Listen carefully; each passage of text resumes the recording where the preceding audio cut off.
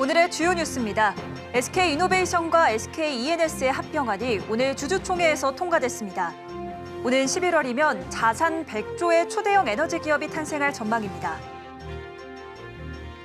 정부가 TMF 정산 지원 피해를 입은 소상공인을 대상으로 이커머스 플랫폼 입점 지원에 나섭니다. 네이버와 쿠팡 등 선호도가 높은 플랫폼의 기획전을 열고 소상공인들이 다시 일어설 수 있도록 힘을 보태기로 했습니다. 시중은행이 일제히 대출금리 인상에 나서고 있는 가운데 지방은행까지 가세하는 분위기입니다. 시중은행 금리 인상에 자칫 지방은행으로 대출 쏠림이 나타날 수 있는 우려가 있기 때문이란 관측이 나옵니다. 글로벌 핀테크 박람회인 코리아 핀테크 위크가 오늘 개막했습니다.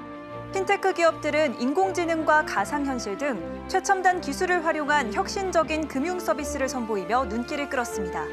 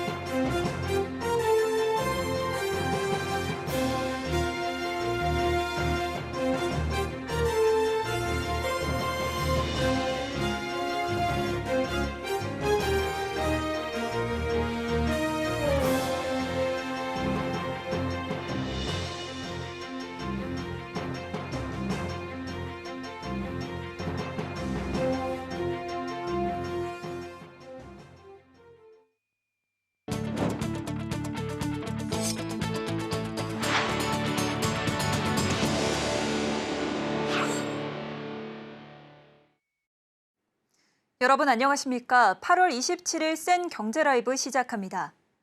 최태원 SK그룹 회장의 사업 재편이 첫 발을 내딛었습니다. SK이노베이션과 SKENS 합병안이 주주총회 문턱을 넘었는데요. 이로써 국내에도 자산 100조 원, 매출 88조 원의 초대형 에너지 기업의 탄생이 임박했습니다. 김혜영 기자입니다. SK이노베이션과 SKENS 합병안이 찬성 85.76%로 통과됐습니다. 두 기업의 합병 비율을 놓고 주주가치 훼손 우려가 일었지만 순탄하게 통과됐습니다. 2대 주주인 국민연금은 반대 의사를 밝혔지만 참석한 외국인 주주들의 95%가 이번 합병안에 찬성했습니다. 이로써 자산 100조 원의 에너지 공룡이 탄생할 전망입니다. 이번 합병을 통해 아시아와 태평양 지역의 최대 민간 에너지 기업 자리에 오를 것이란 관측이 나옵니다. 합병법인은 오는 11월 공식 출범합니다. 박상규 SK이노베이션 사장은 이번 합병이 순조롭게 마무리될 수 있도록 최선의 노력을 할 예정이라며 합병 완료 이후 다양한 주주 친화 정책을 적극 검토해 실행해 나가겠다고 말했습니다. 이 가운데 마지막 관문으로 주식 매수 청구권이 꼽힙니다. 합병에 반대하는 주주들은 오늘부터 다음 달 19일까지 주식 매수 청구권을 행사할 수 있습니다. SK이노베이션이 정한 주식 매수 청구권 한도는 8천억 원. 반면 합병에 반대한 주주들의 주식 매수 청구권 행사 시 최대 9,229억 원이 필요합니다. 이에 SK이노베이션 측은 비용을 감당할 여력이 충분히 있다는 입장입니다. 박상규 SK이노베이션 사장은 회사 보유 현금이 1조 4천억 원 이상이 되기 때문에 주식 매수 청구권을 감당하지 못할 수준은 아니다라고 선을 그었습니다. 서울경제TV 김혜영입니다. 중소벤처기업부가 티몬 위메프 정산 지원 피해 소상공인을 대상으로 이커머스 플랫폼 입점 지원에 나섭니다. 네이버와 11번가 등 소상공인의 선호도가 높은 플랫폼의 기획전을 열고 소상공인들이 다시 일어설 수 있도록 힘을 보탠다는 계획입니다. 이수빈 기자입니다. 중기부가 TMF 정산 지원 피해 소상공인을 대상으로 이커머스 플랫폼 입점을 지원하기로 했습니다. 피해 소상공인들에게 최대한 빠르게 매출 창출 기회를 제공해 지금의 어려움을 극복할 수 있도록 하기 위해서입니다. 피해 소상공인 모집은 내일부터 진행됩니다. 중기부의 온라인 판로 지원 사업 참여 여부와 관계없이 팀원과 위메프에 입점한 기업 중 피해가 발생한 영세 소상공인 모두 지원 대상입니다. 다만 휴폐업 부도 중인 소상공인과 국세 지방세 체납자는 선정에서 제외됩니다. 중기부는 네이버를 비롯해 롯데온, 우체국 쇼핑몰, 쿠팡, 11번가 등 소상공인의 선호도가 높은 9개 이커머스 플랫폼과 협업할 예정입니다. 마케팅 비용을 줄여주는 가격 할인 쿠폰 발급과 광고비로 활용할 수 있는 포인트 지급, 소상공인 전용 기획전 행사를 지원합니다. 소상공인은 입점할 이커머스 플랫폼을 직접 선택할 수 있고 입점 플랫폼 수에 제한이 없어 활용 범위가 넓을 것으로 기대됩니다. 한편 정부는 오늘 연 매출 1억 400만 원 이하 소상공인에게 배달비와 택배비를 명목으로 연 30만 원을 지원하기로 했습니다. 코로나 이후 비대면 주문이 확산하는 등 업무 행태 변화에 따른 비용 부담을 정부가 일부 지원하는 겁니다. 이를 위해 정부는 소상공인 지원으론 역대 최대 규모인 총 5조 9천억 원의 소상공인 예산을 편성했습니다. 서울경제TV 이수빈입니다. 지난달부터 시중은행이 일제히 대출금리 인상에 나서고 있는 가운데 지방은행까지 가세합니다. 시중은행이 이달 들어서만 수차례씩 금리를 인상하면서 자칫 지방은행으로 대출 쏠림이 나타날 우려가 있기 때문으로 관측됩니다. 한편 금융당국은 은행권 실무자가 참여하는 가계부채관리 실무협의회를 운영하며 가계부채 관리에 나섭니다. 이연아 기자입니다. BNK 경남은행이 어제 주택담보대출 금리를 0.2%포인트 인상했습니다. 부산은행도 지난 14일 주담대 금리를 0.2%포인트 올렸습니다. 이에 따라 경남은행 주담대 금리 하단은 기존 3.35%대에서 3.55%로 상승했고 부산은행은 기존 3.1%대에서 3.3%대로 주담대 금리 하단이 올랐습니다. 올해 2분기 경남은행 가계대출은 12조 7,870억 원, 주담대는 9조 4,156억 원이고 부산은행 가계대출은 총 19조 3,288억 원, 주담대는 14조 7,067억 원입니다. 한국은행 기준 2분기 가계대출 총 잔액은 1,896조 2천억 원, 주담대는 1,092조 7천억 원입니다. 가계대출 총량을 놓고 보면 경남은행과 부산은행의 비중은 크지 않습니다. 하지만 현재 금융당국은 가계부채 증가세가 심상치 않다고 판단하며 총량 줄이기에 나섰는데 지방은행이 주담대 금리를 인상하지 않을 경우 시중은행과 비교해 상대적으로 낮은 수준 금리를 유지하게 됩니다. 지방은행의 이번 대출금리 인상 결정에는 지방은행 중심 대출 쏠림 현상 우려를 줄이기 위한 의도로 풀이됩니다. 현재 시중은행과 인터넷 전문은행은 전달부터 20차례 이상 주담대 금리를 인상한 데 이어 대출 기한과 한도 축소에 나서고 있습니다. 금융당국과 시중은행 여신 담당 임원들이 한 달에 한 번 회의를 열고 실무 차원 현황 분석과 DSR 관리에 나섭니다. 서울경제TV 이연아입니다. 글로벌 핀테크 박람회인 코리아 핀테크 위크 2024가 오늘 개막했습니다. 핀테크 기업들은 인공지능과 가상현실 등 최첨단 기술을 활용한 혁신적인 금융 서비스를 선보이며 눈길을 끌었습니다. 김도하 기자의 보도입니다. 오늘 오전 서울 동대문 디자인 플라자에서 코리아 핀테크 위크가 개막했습니다. 금융위원회가 주관하는 이번 행사는 오는 29일까지 3일간 개최되며 핀테크 기업과 금융사, 유관기관 등 109곳이 참여해 최신 금융 서비스와 기술을 선보입니다. 올해 박람회 주제는 핀테크와 인공지능, 금융의 미래를 열다입니다.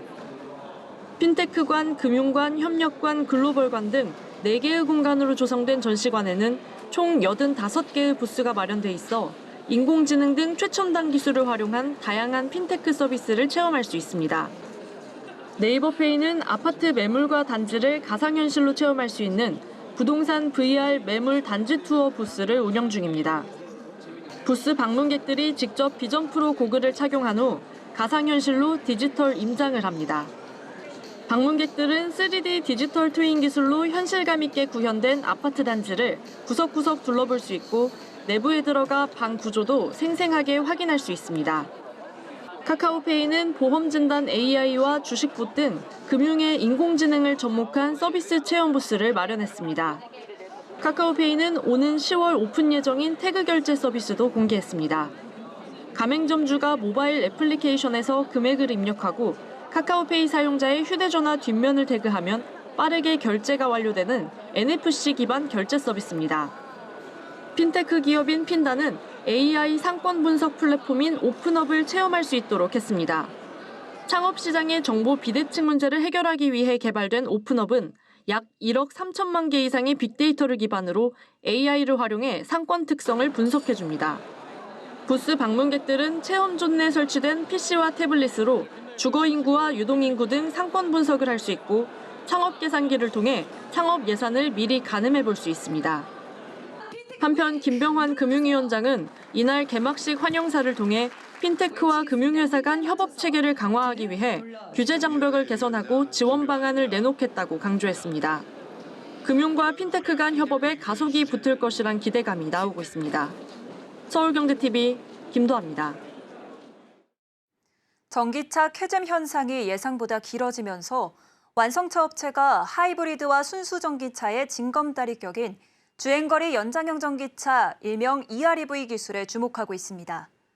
하이브리드 차와 달리 EREV의 내연기관은 전기를 생산하고 부수적 구동이 필요할 때 활용하는 역할만 맡는데요. EREV가 전기차로 넘어가는 과도기에 자연스럽게 시작에서 자리를 잡을지 관심이 모입니다. 이해란 기자입니다. 주행거리 연장형 전기차 EREV. 전기 배터리와 엔진을 모두 탑재해 하이브리드 차와 언뜻 비슷해 보이지만 실제로는 하이브리드와 순수 전기차의 중간 단계 모델입니다. 하이브리드와 달리 EREV는 내연 엔진이 자동차의 바퀴를 굴리는 데 관여하지 않고 대신 전기 배터리를 충전하는 발전기의 역할만 합니다. 일부 부수적인 구동력이 필요할 때만 내연 엔진을 사용하는 것이 차이. 잦은 충전을 하지 않아도 장거리를 주행할 수 있다는 장점이 있습니다. 하이브리드는 운전자들이 급가속을 통해 가지고 많은 출력을 요구할 때 배출가스가 많이 나오겠죠. 근데 EREV는 배출가스가 가장 적게 나오는 영역에서만 돌아가면서 전기를 생산해 놨다가 큰 모터 용량을 가지고 확 회전력을 줘서 가속을 시켜버리니까 배출가스는 적게 나온다는 뜻이죠. EREV 연구를 꾸준히 해온 현대차 그룹. 일각에선 2026년부터 현대차 산타페, 제네시스 GV70 등의 EREV를 적용해 출시할 것이라고 알려졌지만 현대차 그룹은 정확한 출시 시점과 차종이 확정되지 않았다며 말을 아꼈습니다. 제네시스의 경우 하이브리드 모델이 없는 만큼 실제 EREV가 적용된 전기차가 출시될 경우 소비자들의 관심을 끌 거란 관측이 나옵니다. 최근 EREV에 대한 이목이 높아진 만큼 내일 현대차가 여는 CEO 인베스터 데이에서 이와 관련된 내용이 발표될 거란 관측도 있습니다. EREV는 소비자의 새로운 선택지가 될 수 있지만 내연기관에 탑재한 만큼 하이브리드 차량처럼 보조금을 받기는 어려워 가격 경쟁력에서 뒤처질 수 있을 거란 전망. EREV가 전기차 시대로의 전환에 징검다리 역할을 하기 위해선 제도 개선도 필요하다는 목소리가 나옵니다. 서울경제TV 이혜란입니다.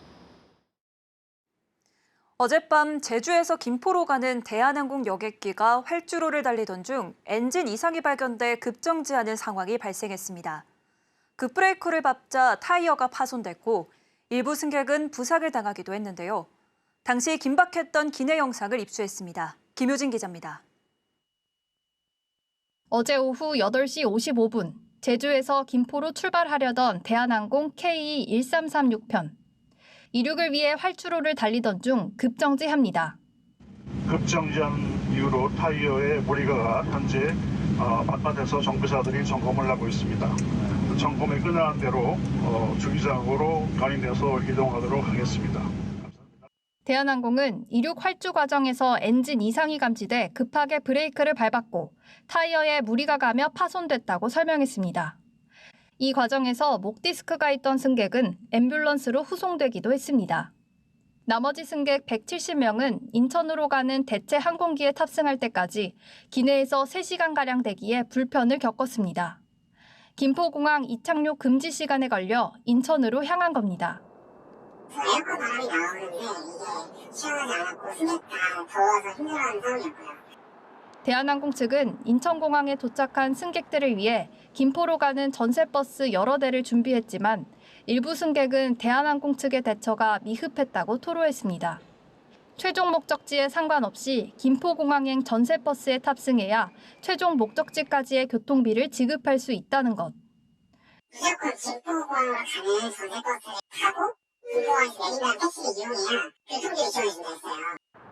오늘 대한항공은 안전을 위한 절차였음에 양해를 부탁드린다며 인천공항 도착 후 해당 승객들의 전세버스를 제공했으며 택시비 등 교통비를 추후 보상하는 안이 확정됐다고 밝혔습니다.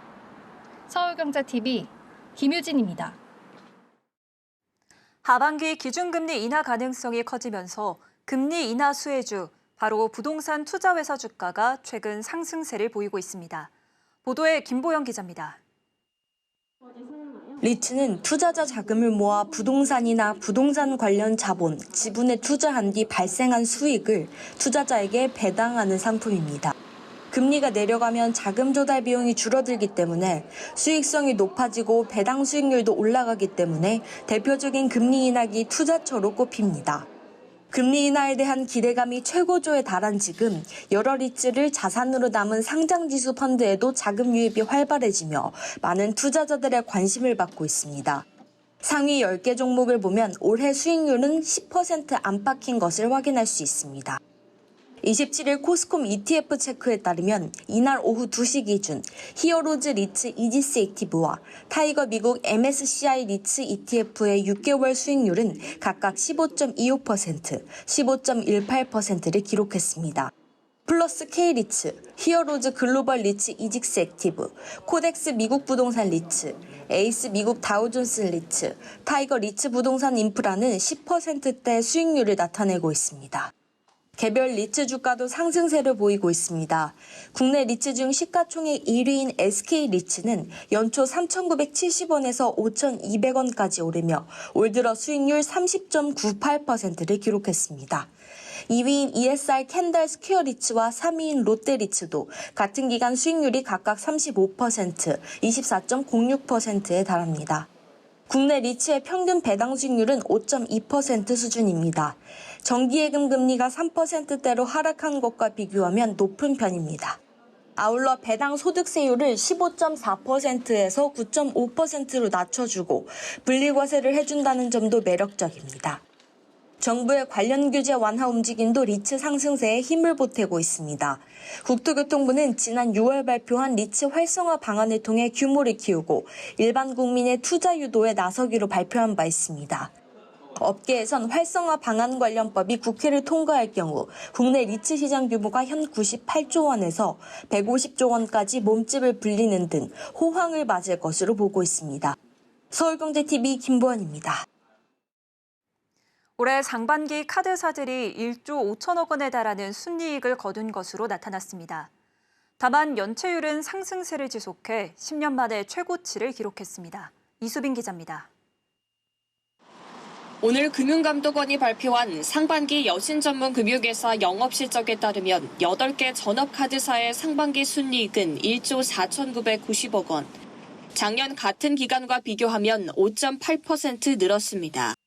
이자, 대손 비용 등 총 비용이 7,043억 원 증가했으나 카드 대출 수익, 할부 카드 수수료 수익, 가맹점 수수료 수익 등 총 수익이 7,865억 원 늘어난 덕입니다. 순이익은 증가했지만 자산 건전성은 더 나빠진 모습입니다. 지난 6월 말 기준 카드사 연체율은 전년 말과 비교해 0.06%포인트 상승한 1.69%로 집계됐습니다. 10년 전인 2014년 말과 같은 수준입니다. 고정 이하 여신 비율은 1.17%로 같은 기간 0.03%포인트 올랐습니다. 6월 말 기준 대손 충당금 적립률도 전년 말 대비 2.4%포인트 하락했으나 모든 카드가 100%를 상회했습니다. 자본 적정성 지표인 조정 자기자본 비율은 20.3%로 모든 카드사가 경영 지도 비율을 크게 상회했습니다. 상반기 169개 B카드 여신 전문 금융회사의 단기 순이익은 작년 동기 대비 3.8% 줄어든 1조 5,564억 원을 기록했습니다. 연체율은 2.05%로 전년 말보다 0.17%포인트 올랐습니다. 고정 이하 여신 비율은 2.99%로 전년 말 대비 0.79%포인트 상승했습니다. 금감원은 상반기 카드사와 비카드 여전사의 당기순이익이 각각 1조 5천억 원 수준이라며 연체율과 고정 이하 여신 비율은 전년 말 대비 소폭 상승에 그치는 등 전반적으로 수익성과 자산 건전성이 안정적인 수준을 유지했다고 평가했습니다. 서울경제TV 이수빈입니다. 삼성전자가 퀄컴과 차량용 반도체 분야에서 처음 손을 잡으며 차량용 메모리 시장 공략을 강화합니다.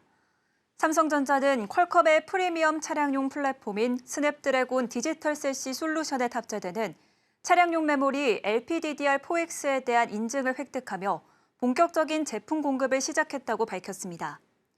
차량용 반도체 분야에서 퀄컴과 첫 협력으로 향후 LPDDR4X를 글로벌 완성차와 자동차 부품업체 등에 장기 공급할 수 있게 됐습니다. 삼성전자는 퀄컴의 스냅드래곤 디지털 셋시 솔루션에 최대 32GB LPDDR4X를 공급해 프리미엄 차량용 인포테인먼트 시스템을 지원합니다. 삼성전자는 차량용 LPDDR4X에 이어 차세대 제품인 LPDDR5를 올해 양산할 예정입니다. 이는 퀄컴의 차세대 스냅드래곤 디지털 셋시에 공급됩니다. 삼성은 오토모티브 시장을 향후 메모리 사업에서 주요 사업 분야로 판단하고 최적화된 제품 개발과 적기 공급을 통해 경쟁력을 강화한다는 방침입니다. 통신업계가 아이폰 16 시리즈 1차 출시국에 한국이 포함될 가능성을 염두에 두고 준비에 들어간 것으로 알려졌습니다. 애플이 현지 시간 내달 9일 신제품 아이폰 16 시리즈 공개를 예고한 가운데 통신사들은 요금제 등 상품을 준비하고 있습니다. 통신업계 관계자는 출시일을 확정할 수 없지만 1차 출시가 된다고 생각하고 있다며 1차 출시국이 맞다면 9일 공개 이후 바로 사전 예약에 들어갈 것이라고 밝혔습니다. 그동안 애플은 한국을 2차 또는 그 이후 출시국으로 분류해 1차 출시 이후 약 한 달여 뒤에 제품을 출시해왔습니다. 그러나 핵심 시장인 중국에서 현지 업체와 경쟁으로 애플이 판매 부진을 겪고 있는 데다 한국에서 아이폰의 인기가 높아지면서 한국을 1차 출시국에 포함할 가능성이 커졌다고 통신업계는 분석하고 있습니다. 애플은 한국 시간으로 10일 오전 2시 미국 캘리포니아주 쿠퍼티노 본사 스티브 잡스 극장에서 신제품 공개 이벤트를 열 예정입니다. 이창용 한국은행 총재가 하느니 금리를 조정하는 것보다 대입 지역별 비례 선발제가 수도권 부동산 가격을 더 효과적으로 안정시킬 수 있다고 강조했습니다. 이 총재는 교육열에서 파생된 끝없는 수요가 강남 부동산 불패의 신화를 고착시킨다라며 이같이 밝혔습니다. 새마을금고 중앙회가 올해 최대 8개까지 새마을금고 수를 줄이는 계획을 세운 것으로 알려졌습니다. 1년 새 8개 금고가 합병 등으로 없어지는 건 6년 만인데 이번 조치는 강도 높은 부실금고 구조 조정의 목적으로 풀이됩니다. LS전선이 한국가스안전공사 등과 함께 비금속 수소관을 국산화하는 프로젝트에 돌입합니다. 비금속 수소 배관은 기존 금속 배관의 부식 문제에서 비교적 자유롭고 강도와 유연성을 갖춘 플라스틱 복합 재료가 사용돼 안전성이 높은 것으로 알려졌습니다. 이중근 부영그룹 회장이 제19대 대한노인의 중앙회장에 당선됐습니다. 이 회장은 고령사회를 선도하는 존경받는 어르신단체로 자리매김할 수 있게 최선을 다하겠다고 소감을 밝혔습니다.